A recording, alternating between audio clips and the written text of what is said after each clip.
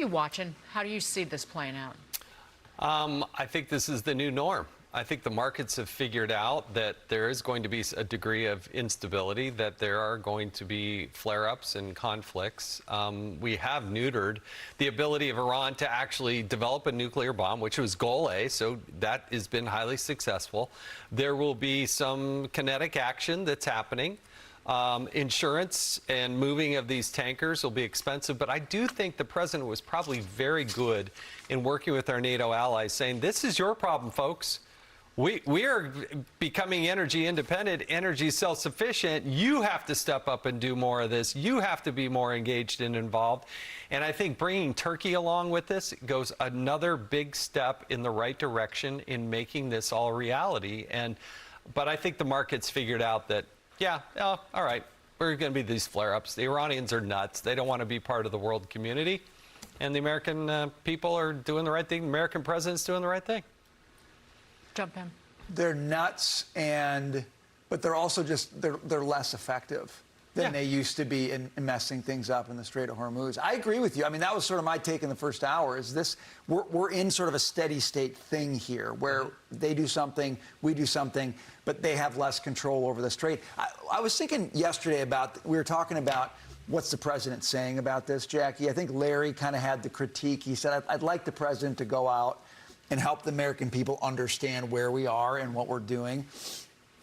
I don't think it's going to happen. Presidents have a hard job because they have to do the right thing, and then they're also supposed to lead the American people in understanding how the right thing works. And that just doesn't fit with how President Trump negotiates and does things. He loves uncertainty. He loves creating uncertainty. He loves using uncertainty. And with Iran, I just think the way he's doing it is the way he's going to do it. And we're not going to get definitive pronouncements from him. We're going to get things that look mercurial. One day it's this, the next day it's this. So what markets have learned how to do, and I agree with you, is markets they're looking just at raw data on what's happening. And they're saying ships are moving through the strait. We might have a glut of oil. They're not worried about that issue quite as much, and they're not going berserk every time there's kinetic activity in the Strait of Hormuz, and that's a good thing. And he's been very successful with that unpredictable kind of approach.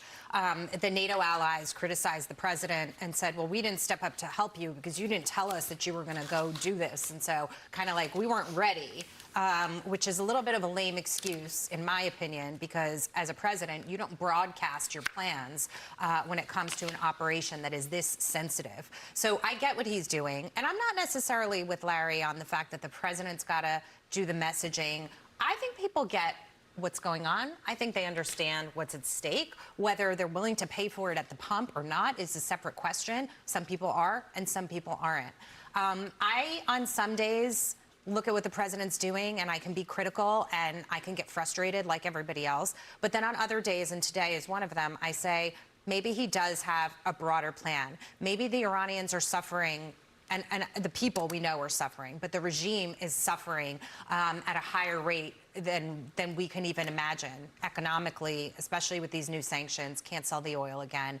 And maybe they will crumble, because I don't think they're going to hand over the nuclear dust. I don't think they're going to ever stop being who they are or trying to work on some kind of a secret program. I think the only way to be sure that that country is free from all of this is to have new leadership that is trustworthy. Trust is a huge issue. And so I'm wondering if the pressure campaign and dragging this out, it hurts us, but maybe it hurts them more. Lauren Simonetti out with her smart note, as always, as she's been tracking if the Strait of Hormuz is open or not. And according to her sources, 25 vessels crossed the Strait of Hormuz yesterday. So we're not back to where we were pre-crisis, but 25 is better than nothing. We also just got an interesting statement from the Gulf Cooperation Council for the Arab states. And Brian, I think this is sort of hinting at where you've sort of pulled me along in this journey, is how Iran has totally isolated everyone and their neighbors. To your point, if they don't want to be a part of the world, they don't want to participate, they're increasingly becoming more stranded. the Gulf nations who are part of this said we completely are frustrated over the Iranian attacks in the Bahrain and Kuwait, and it's in total violation of international law. And that then reminds me of, you know, what I said on this program before, and Jason, I'm wondering maybe if you agree or disagree.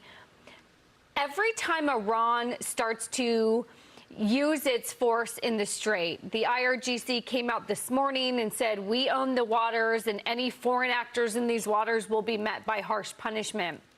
The UN law, international law, says that belongs to no one. No one owns that. So every time Iran comes out and reasserts itself, to me, they're not only isolating their neighbors, they're isolating the rest of the world. Now, we could argue, does the UN mean anything? They don't really do anything. The UN is pretty worthless.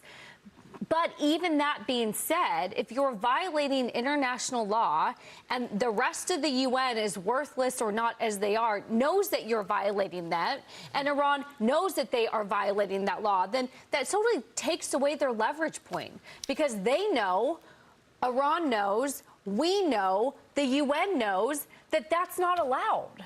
China knows it. These are not logical players. It's like when we talk about basketball sometimes, right? Brian's a big basketball player. It's harder to play against a bad team than it is against a good team because they don't act rationally. And that's what you're dealing with when you're talking about the Iranians, because why do they take these pinpricks and start to lob in missiles and whatnot into, say, Kuwait or Qatar or Saudi Arabia or wherever it is that they decide to go off and fire shots? That's not the way to build a neighborhood and build friends and to coalesce the world around your path. Look, Donald Trump has demonstrated, he brought us back from a perilous past, and that is we are the world's dominant superpower.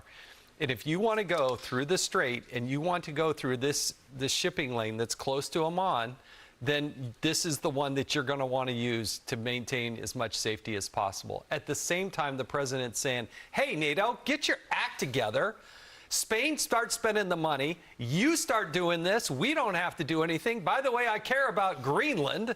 And you know, if you think I care about NATO, I don't. I care about Greenland. I want to do this. And by the way, let's make sure the Ukrainians are successful in taking down Russia. And look at all the progress it's been making there. So only Donald Trump and the United States of America are dominating. And I think the Iranians, they don't have a Navy. They don't have an Air Force. They don't even have a spokesperson because they pop their head out of a hole that's going to get blown off. So good luck, Iran. They do have oil, and they are still selling oil. Yep. So the revocation of the Treasury waiver still lets them sell oil. And it can continue exporting. It just can't settle those transactions in dollars based on the amount of oil that is at sea right now. It's about $4 billion worth. That's at a discount. The only way to stop it, and we and the world benefit, actually, indirectly, you let Iran sell oil, that money is going to terrorist activities and to bomb and target its neighbors and U.S. forces. But that oil benefits the world in terms of keeping it supplied.